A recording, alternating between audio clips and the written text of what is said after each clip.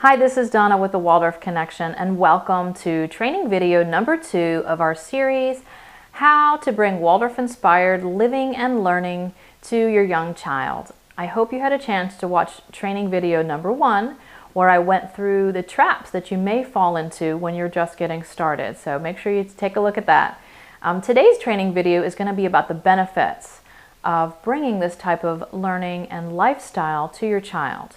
I will also have available here on this page a more in-depth audio call that I did last week where I really went through all of the benefits of Waldorf and all the benefits of learning through play. So today I'm just going to highlight a few because there are so many, and this is really out there if you want to do some research on your own. There are so many benefits. But basically what I want to say is that the young child who is under age 7, their main job is to be playing. And it can seem a little bit harder when they get into that 5 and 6 age because it feels like they need to be off doing something else and shouldn't they be starting to learn and all of that. And in my upcoming course, School for All Seasons, I'm going to give you a step-by-step, week-by-week curriculum that will guide you through how to still keep that Waldorf-inspired body, mind, and spirit view and not actually bring academics, but have something structured so that you know what to be doing each day with your child. Because it can be frustrating as a mom going, okay, what do I do with them now? They seem like they need something more. So I'm going to go over that in my new course, School for All Seasons, which you'll be getting some more information about coming up soon. In the meantime, I just want to talk a little bit more about some benefits to this type of education. And like I said, there's so many.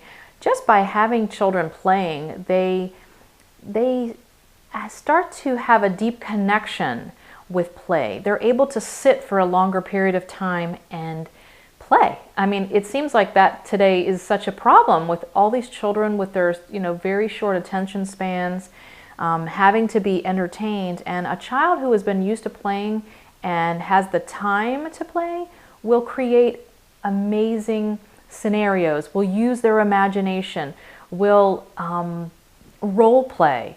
I've seen this with my children so many times in books that I've read to them. They work that out and they play scenes from the books and from the stories that I've told them through their play. They're working out decision-making skills. They get a chance to really try things out within their play with other members of the family. They learn rules and they learn how to work together in a group if they're playing games with other kids or with their siblings. Waldorf is very nature-inspired, and with a young child, going outdoors and having outdoor play is one of the main things that you'll do each day. And that can lead to so many things. It's just the connection with nature. They're more in tune with what's happening in their surroundings. They know the trees in their yard, the flowers, the animals. They get to see and observe what's happening. They may perhaps have a garden that you have set up in their yard, and they understand how to plant seeds and cultivate a plant and water it and nurture it and take care of it. They're learning to love the land and the earth, and in turn that in itself is an amazing thing to be instilling in them, to bring that so that they can grow up caring for the earth and doing the things that they need to do to take care of the place that we live. One of the other things I really like is that this type of education lets the child unfold at their own pace. It doesn't thrust academics on them prematurely when they're not ready. What they're supposed to be doing at this age is learning through movement and their bodies. They need to get those gross motor and fine motor skills going in their bodies and learning and jumping and running and playing and skipping and all of those things. And if we take that away from them too soon and start giving academics to them before they're really ready, then it's hard for them to get that back. They may not be as balanced within their bodies, and there are certain things that are going on within their bodies that it's sort of about timing. In that first 7 years, their body is physical and they're moving.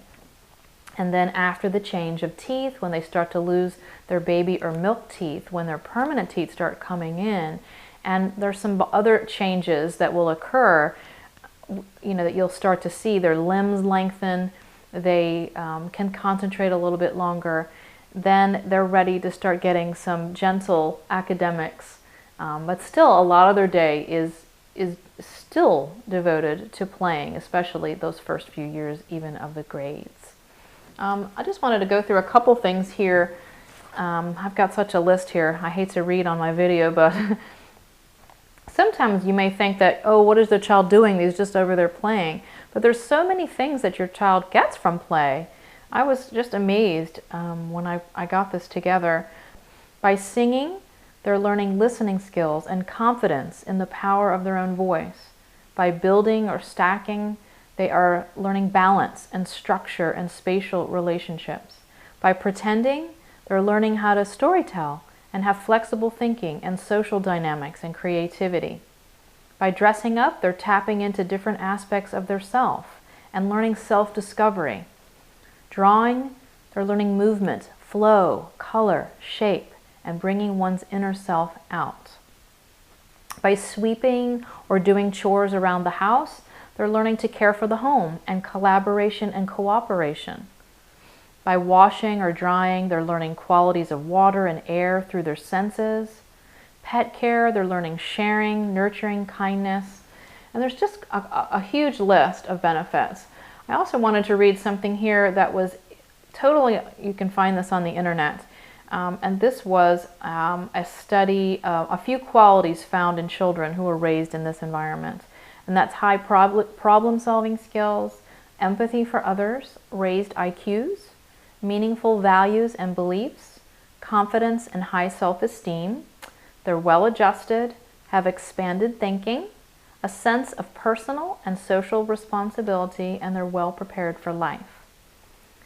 There's also a study of 50 Waldorf alumni that said the majority of Waldorf graduates share many characteristics where they can think for themselves, they value the opportunity to translate their new ideas into practice, they value lifelong learning and have a highly developed sense for aesthetics, they seek opportunities to be helped with other people and view lasting human relationships. So just that stuff I found on the internet and research I've done, but just from my own family and what I've seen, the biggest thing is how well-rounded my children are. Now, my girls are 11 and almost 11 and a half now, and so I've kind of come out the other side of this early childhood tunnel, and I can see, from where we started when my girls were 3 and a half to where they are now, I've seen their journey, and I can see I know what they can do. And it's not just about learning to read and write, even though that is a big thing and it's a big milestone. There's so much more that they have, the confidence that they have.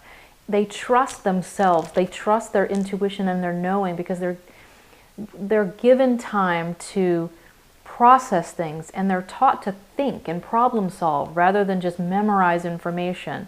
They're actually, the information is brought to them in different ways to give them the opportunity to see different points of view, and they can do so many other things around the house as far as baking and cooking, and certainly help cleaning, and they can knit and crochet and sing, and they play musical instruments. They can sew on a sewing machine.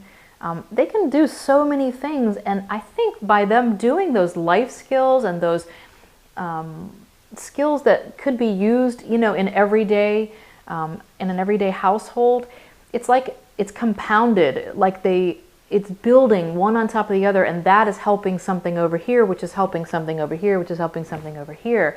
It's helped so much in their academics and their math, and now that they're older and in the grades, I can tell you that's all part of this big foundation that I've built and what I'm trying to help you build, so that you can have this for your children and you can say, wow, that sounds awesome. How do I do all of this?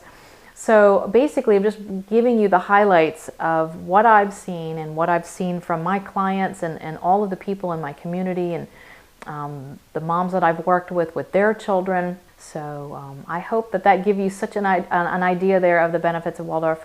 Check out the audio where I've gone a little bit more in depth. And don't forget to join me on Thursday, February the 6th for my teleclass where I'm going to be going through the 4 core areas to show you how to do all of this.